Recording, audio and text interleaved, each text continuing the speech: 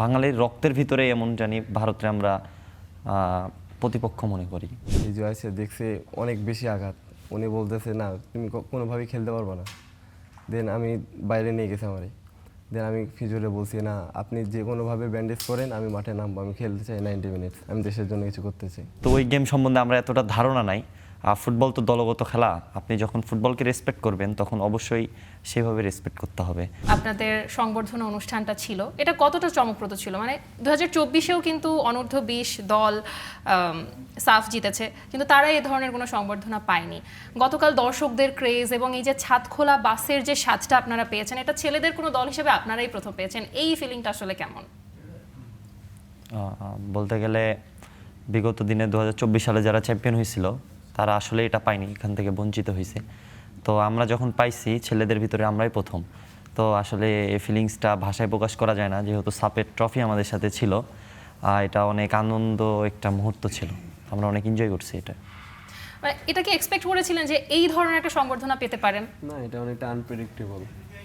এটা আমরা আশা করছিলাম আমরা ভালো কিছু পাবো, ইনশাল্লাহ আমাদের ভালো কিছু দিবে, বাট এতটা আশা করিনি। এবং এই আনন্দটা কি দ্বিগুণ হয়েছে? প্রতিপক্ষ ভারত ছিল এই জন্য? জি, মানে ভারত বলি আনন্দটা দ্বিগুণ কেন? মানে আমি দেখি যে সব ক্ষেত্রেই এরকম, আমরা সবাই দেখি যে ক্রিকেট হোক ফুটবল হোক, ভারত প্রতিপক্ষ হলে আনন্দটা আমাদের যেন দ্বিগুণ হয়ে যায়। এটা মানে আপনারা অ্যাজ আ প্লেয়ার কি ফিল করেন, ভারত হলে কেন আনন্দটা দ্বিগুণ হয়ে যায়? ভারত সবসময় আমাদের চিরপ্রতিদ্বন্দ্বী, সেটা আপনারাও জানেন, আমরাও জানি।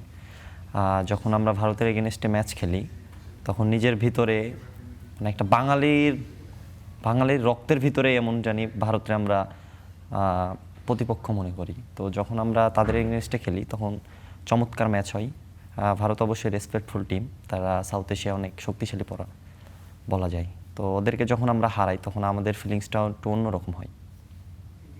আচ্ছা, এই যে কমনওয়েলথ গেমসে শুটার যারা পদক জিতে দেশে এসেছে তারা আসলে এইভাবেই ট্রাকে চড়ে পুরো শহর প্রদক্ষিণ করেছিল। তো শুটার রত্না তিনি আজকে ফেসবুকে স্ট্যাটাস দিয়েছেন যে তাদের চেয়ে আপনারা অনেক বেশি ভাগ্যবান। এই বিষয়ে কি বলতে চান আপনারা দুইজনই?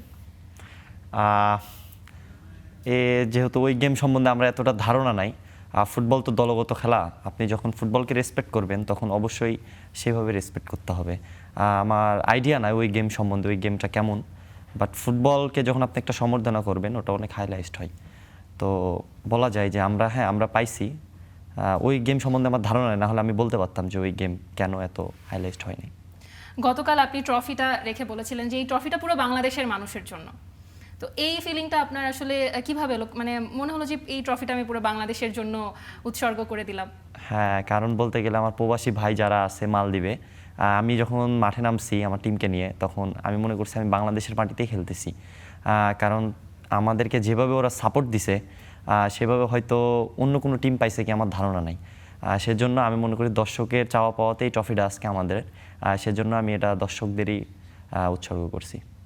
ইউসুফ, আপনি 2টা ম্যাচ মাথায় ব্যান্ডেজ নিয়ে খেলেছেন, এই ঘটনাটা একটু আসলে জানতে চাই যে মাথায় ব্যান্ডেজ নিয়ে যে খেললেন, মানে এতটা কনফিডেন্স কোত্থেকে এলো? মানে এটা কি টিমমেটদের কাছ থেকে নাকি মালদ্বীপের দর্শকদের সাপোর্টে না ফ্যামিলির থেকে?